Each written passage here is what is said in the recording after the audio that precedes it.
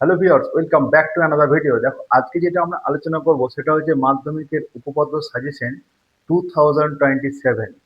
এখানে আমরা 5টা উপপাদ্য লিখেছি। যেটা হচ্ছে, প্রথম কথা হচ্ছে উপপাদ্য 49 আর 50। এই দুটো হচ্ছে খুব ইম্পর্টেন্ট এবছরের জন্য। আমি বলবো 2027-এ এই উপপাদ্যটায় আসবে। এই উপপাদ্যটা হচ্ছে পিথাগোরাস উপপাদ্য, বা আমরা ইংলিশে বলি পাইথাগোরাস উপপাদ্য। এই 49 উপপাদ্য হচ্ছে পাইথাগোরাস, আর 50 হচ্ছে কনভার্স পাইথাগোরাস থিওরেম।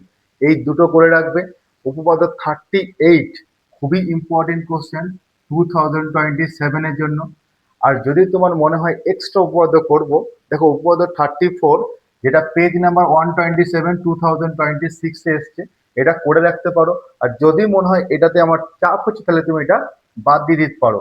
উপপাদ্য নাম্বার 41 এটা করবে, ঠিক আছে। আর উপপাদ্য নাম্বার 42 এটাও 2026-এ আসছে। তাহলে এইটাকে তুমি বাদ দিয়ে দাও, এটাকে বাদ দিয়ে দাও। এটাকে তুমি করলে অপশনে রাখতে পারো।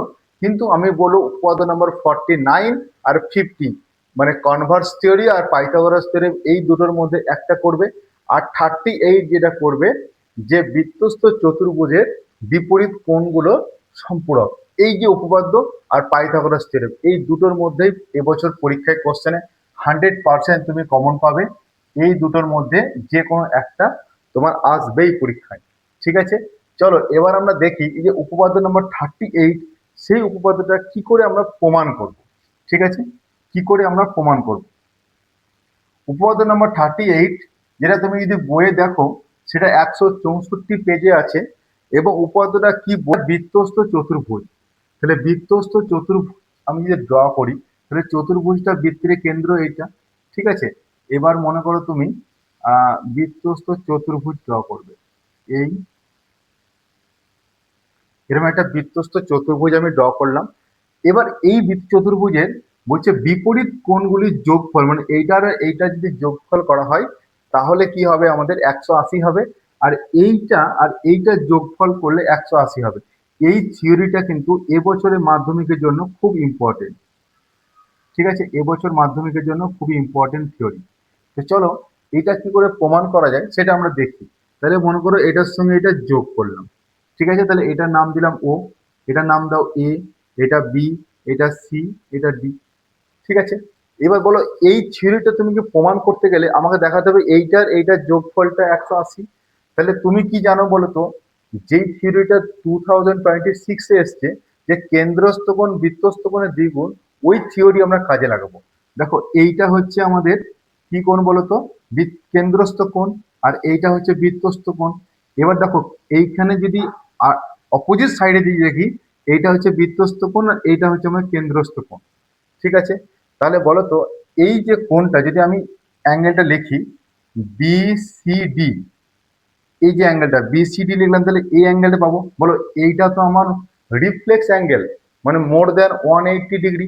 তাহলে রিফ্লেক্স অ্যাঙ্গেল যদি আমি লিখি, তাহলে তুমি লিখতে পারো 2 ইন্টু, এখানে 2 ইন্টু, এটা হবে অ্যাঙ্গেল বিওডি হবে। কিন্তু এই অ্যাঙ্গেলটা কি অ্যাঙ্গেল হবে, রিফ্লেক্স অ্যাঙ্গেল হবে। রিফ্লেক্স অ্যাঙ্গেল মানে মোর দেন 180।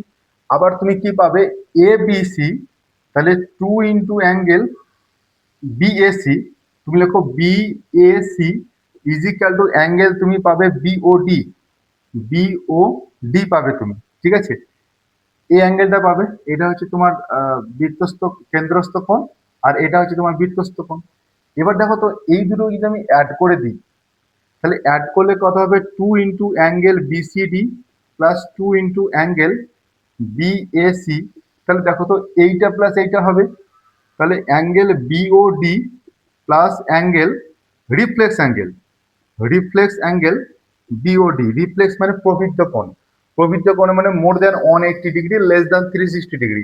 তাহলে এই দুটো অ্যাঙ্গেলে অ্যাডিশন করলে কত হবে বলে, টোটাল অ্যাঙ্গেলটা কত, 360 ডিগ্রি টোটাল অ্যাঙ্গেলটা। তাহলে বোথ সাইড 2 দিয়ে ভাগ করে দিই আমি। তাহলে angle BCD plus angle BAC is equal to 360/2, তার মানে তুমি 180 পেয়ে যাবে। তার মানে এই কোণটার যোগফল 180। সিমিলারলি তুমি প্রমাণ করতে পারো এই কোণটা এবং এই কোণটার যোগফল 180।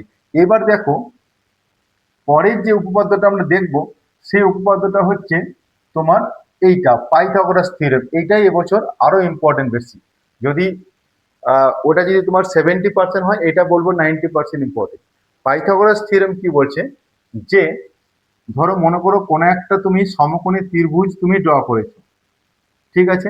মনে করো এ কোণটা হচ্ছে তোমার 90 ডিগ্রি, তার মানে তোমার তাহলে এটা হচ্ছে এ, এটা বি, এটা সি। বলছে এইটা যদি 90 ডিগ্রি হয় বিসির ওপর তুমি একটা লম্ব অঙ্কন করলে, যার নাম দিলে তুমি ডি।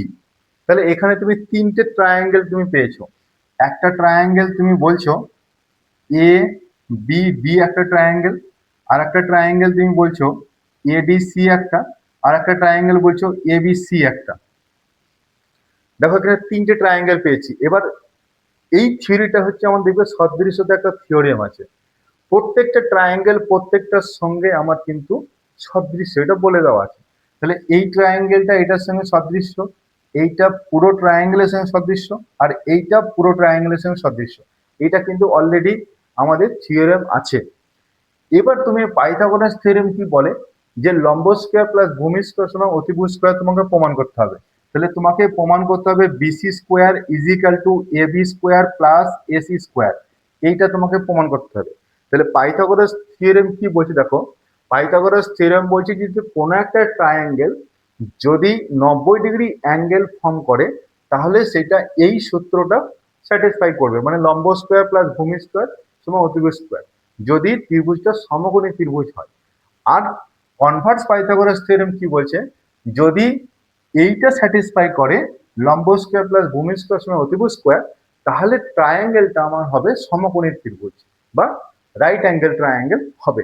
তাহলে এইটা প্রমাণ করার জন্য দেখো, আমরা সদৃশ্য কনসেপ্ট যদি আমরা কাজে লাগাই, তাহলে পুরো একটা ট্রায়াঙ্গেল তুমি কি লিখবে, এই ট্রায়াঙ্গেল, এই যে আমি যদি এই ট্রায়াঙ্গেলটা নিই প্রথমে, দেখো তো আমি লিখতে পারি এই ট্রায়াঙ্গেলের এইটা নিলাম এ বি, আর এই ট্রায়াঙ্গেলের আমি নিচ্ছি কোনটা না, এই ট্রায়াঙ্গেলে আমি নিচ্ছি বিডি, হলো সমান তুমি নিচ্ছ বিসি, হলো ডিভাইড বাই তুমি নিচ্ছ এইটার এ বি।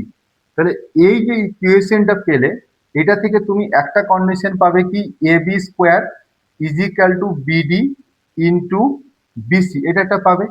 আবার এই ট্রায়াঙ্গেলটা থেকে পুরোটা সদৃশ্য, সেটা থেকে কি পাবে, সেটা থেকে পাবে তুমি এসি বাই তুমি পাবে ডিসি, হলো।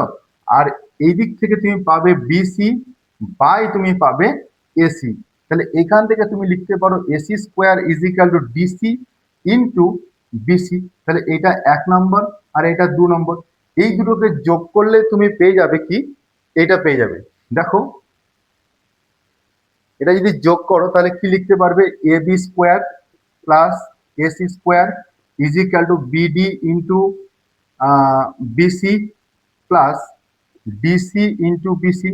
তাহলে তুমি বিসিটা কমন নিয়ে নাও, তাহলে বিডি প্লাস ডিসি তুমি থাকলো, তার মানে বিসি এইটার ভ্যালু কত, এইটা প্লাস এইটা মানে তোমার বিসি, তার মানে তুমি হয়ে যাচ্ছে কত, বিসি স্কোয়ার।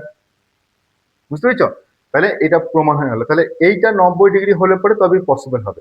আর এই সদৃশ্য থিওরেম কিন্তু অলরেডি আমরা জানি, ঠিক আছে।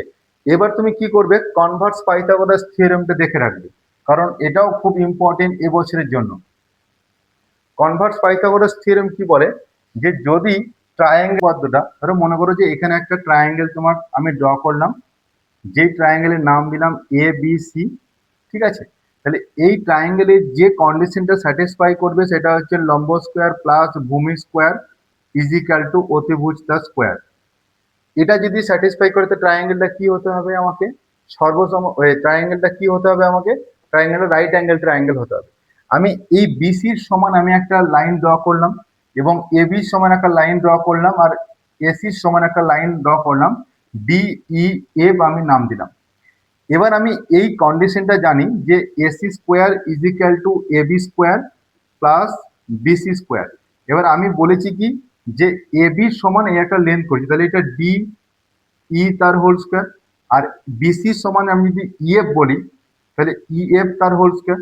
তাহলে এইটা স্কোয়ার সমান যদি এটা স্কোয়ার লিখি, যেহেতু এই দুটো ইকুয়াল, তাহলে এটা হচ্ছে ডিএফ তার হোল স্কোয়ার। তাহলে বোথ সাইড যদি স্কোয়ারটা তুলে দিই, তাহলে কি পাবো আমি, এসি সমান কি পাবো, ডিএফ পাবো। তার মানে এইটার সঙ্গে এইটার সমান, এইটার সঙ্গে এইটার সমান, আর এইটার সঙ্গে এইটার সমান পেয়ে যাচ্ছি। তাহলে আমি কি পাবো, এটা যদি রাইট অ্যাঙ্গেল হয় তাহলে এটাও কিন্তু রাইট অ্যাঙ্গেলই হবে। তাহলে লম্ব স্কোয়ার, ভূমি স্কোয়ার, অতিভুজ স্কোয়ার বলা থাকলে পরে আমার ট্রায়াঙ্গেলে কিন্তু সমকোণী ত্রিভুজ হবে। ঠিক আছে।